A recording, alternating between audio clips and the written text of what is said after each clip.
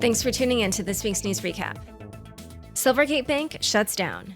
Silvergate Capital Corporation, the holding company for Silvergate Bank, one of the crypto industry's most important banking partners, announced that it intends to wind down operations and voluntarily liquidate the bank. The decision was made a week after it failed to file its annual 10-K report with the Securities and Exchange Commission and said it was being investigated by the U.S. Department of Justice.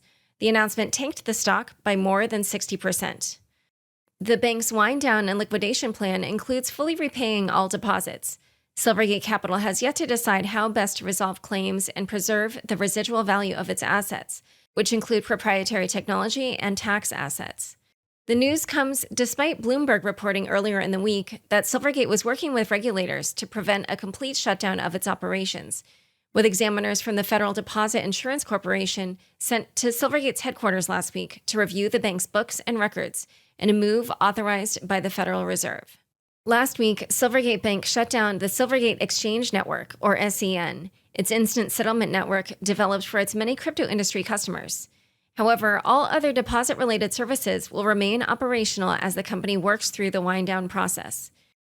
The bank's choice to close down operations and liquidate is expected to have significant implications for the crypto industry as a whole, and will likely be closely watched by regulators and other financial institutions in the space. In fact, on Monday, White House Press Secretary Karine Jean-Pierre had said it was, quote, aware of the situation with the troubled crypto bank and would continue to monitor reports. In a video for Unchained, Caitlin Long, founder and CEO of Custodio Bank, says that this failure isn't a reflection on crypto. This is actually a canary in the coal mine for bank regulators, and I do hope they see it as that. This has nothing to do with crypto. It has to do with how fast the payments can settle, which means bank runs are going to happen a lot faster. New York AG claims Ether is a security. New York Attorney General Letitia James sued Seychelles-based crypto exchange KuCoin for violating securities laws. James claims KuCoin has been offering tokens, including Ether, without registering with her office. This marks the first time a regulator has claimed in court that Ether is a security. James asserts that Ether's value is dependent on the efforts of others, including Vitalik Buterin, and that it meets the definition of a security under the Martin Act, New York's anti-fraud law. KuCoin is also being accused of selling unregistered securities via its product, KuCoin Earn, similar to the recent case with Kraken, which settled with the SEC for not properly registering its staking services. Binance US gets approval to buy Voyager's assets. Bankrupt crypto lender Voyager Digital received approval from a U.S. bankruptcy judge to sell its assets and transfer its customers to Binance US in a deal valued at $1.3 billion. Binance US will pay $20 million in cash to Voyager and take on crypto assets deposited by Voyager's customers, with the customers' crypto assets accounting for the bulk of the deal's valuation. The deal's approval comes despite objections from the SEC and other state regulators. The SEC initially cited concerns over how Binance US could afford a transaction of such magnitude. However, the regulator was later overruled by the bankruptcy judge, who found the objection to be, quote, vague and lacking concrete evidence. The deal's approval marks a significant win for Binance US and Voyager creditors, who could potentially recover 73% of the value of their deposits at the time of Voyager's bankruptcy filing. The ruling could set in motion the process of transferring customer accounts from Voyager to Binance, and when it is closed, Voyager customers will be able to make withdrawals for the first time since last summer. In related news, a judge approved the company's agreement to set aside $445 million after an FTX entity sued it for loan repayments. The parties agreed to participate in non-binding mediation and establish a framework for the litigation of remaining disputes. White House proposes new crypto tax treatment. In its fiscal year 2024 budget proposal, the Biden administration included a provision that would subject digital assets to wash sale rules, which means that tax deductions on selling assets at a loss and quickly repurchasing the same or a similar crypto investment would be eliminated, similar to the treatment of stocks and bonds. The administration estimates that this change could result in roughly $31.6 billion in revenue over 10 years. 3AC founders launch new exchange.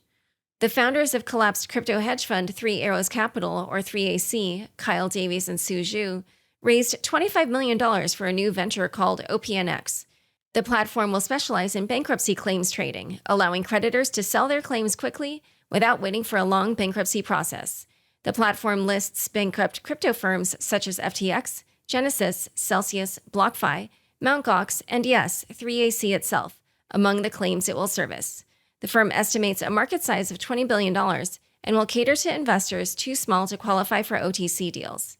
Thankfully, Zhu and Davies did not call it GTX because, quote, G comes after X, as was initially pitched.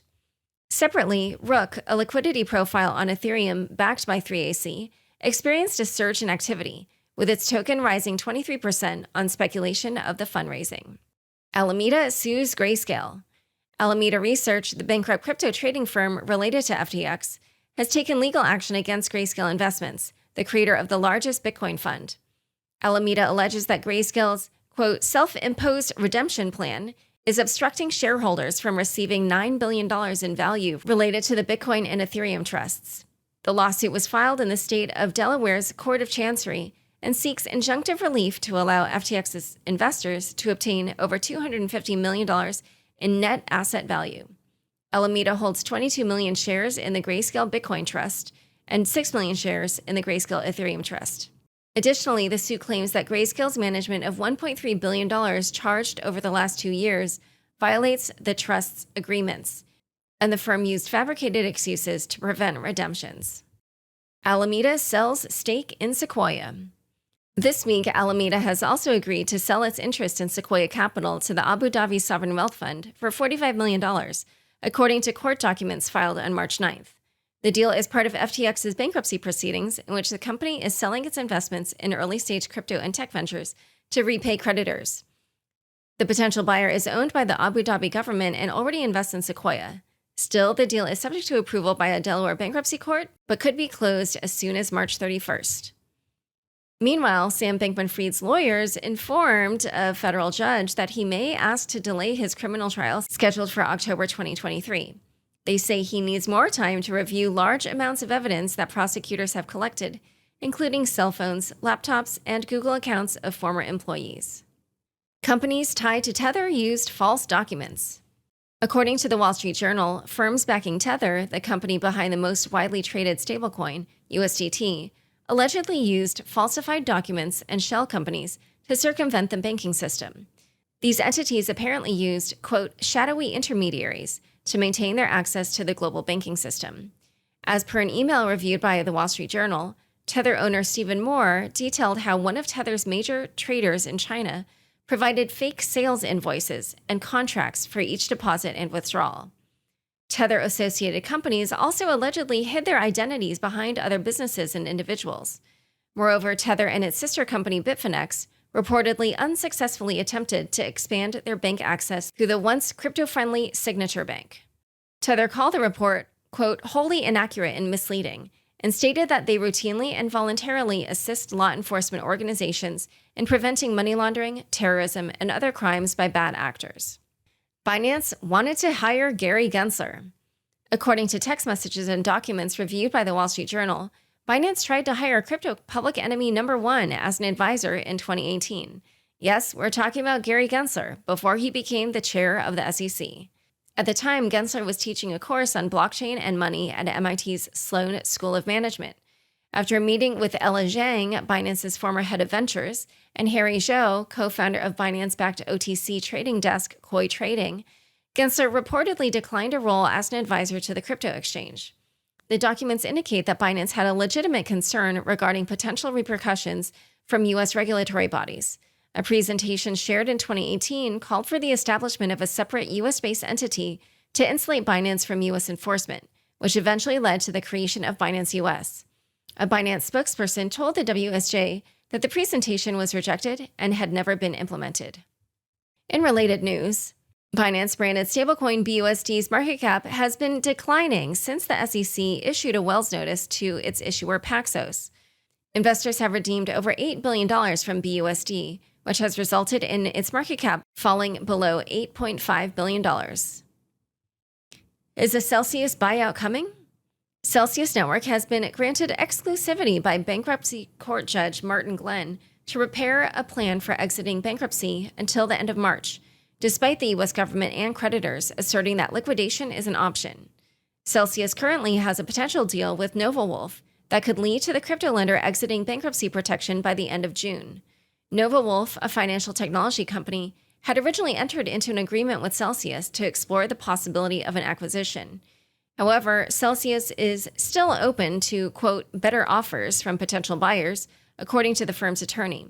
The bankrupt company and its creditor committee have already met with another buyer on an alternative proposal to NovaWolf's.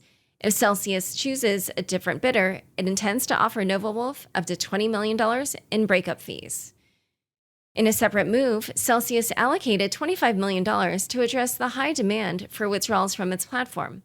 The embattled crypto lender has also burned $500 million worth of wrapped Bitcoin in an effort to manage its exposure to volatile crypto assets. Time for fun bits. Paul Krugman gets rugged. Paul Krugman, the famous economist and longtime crypto skeptic, has fallen victim to the very thing he criticized. He recently took to Twitter to complain about being blacklisted by Venmo, a centralized payments app. Niraj Agrawal of CoinCenter tweeted back at him, quote, "Were you trying to buy drugs or assassination?"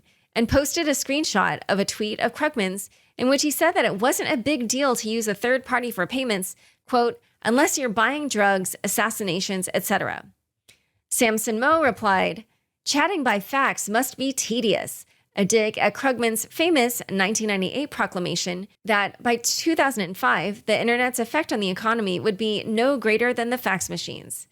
And of course, Michael Saylor wrote, "Bitcoin fixes this." Vitalik Buterin sells $700,000 in shitcoins. When the creator of Ethereum makes market moves, people pay attention. Ginny Hogan from Unchained has the update. So Vitalik Buterin recently sold about $700,000 worth of shit coins, which are these joke coins that are often a huge waste of money. Not to be confused with regular cryptocurrency, which are non-joke coins that are often a huge waste of money. But like a hot girl at a bar, Vitalik actually got these coins for free. It turns out that sometimes people will send free coins to a celebrity in the hopes that their followers will copy them and then buy the coin. It's not a bad strategy. I mean, people do copy Vitalik. That's why unicorn t-shirt sales have gone through the roof in recent years. And it can have positive repercussion. One time, Shiba Inu sent about half their total coins to Vitalik, and he donated them to a COVID relief fund, which I have to imagine is the sole reason why the pandemic is wrapping up after a mere 3 years. Is it rude to sell something that somebody gave you for free? My mother would say yes, but in my defense, I think that a gift card for egg freezing was kind of a weird birthday present. Thanks so much for joining us today. To learn more about Elliot and the ongoing fight between Grayscale and the SEC, check out the show notes for this episode. If you've been enjoying Unchained, please share with family, friends, or others who have an interest in crypto. Unchained is produced by me, Laura Shin, with help from Anthony Yoon, Mark Murdoch, Matt Pilchard, Zach Seward, Juan Aranovich, Sam Shriram, Ginny Hogan, Ben Munster, Jeff Benston, Leandro Camino, Pam Majumdar, Shashank, and CLK Transcription. Thanks for listening.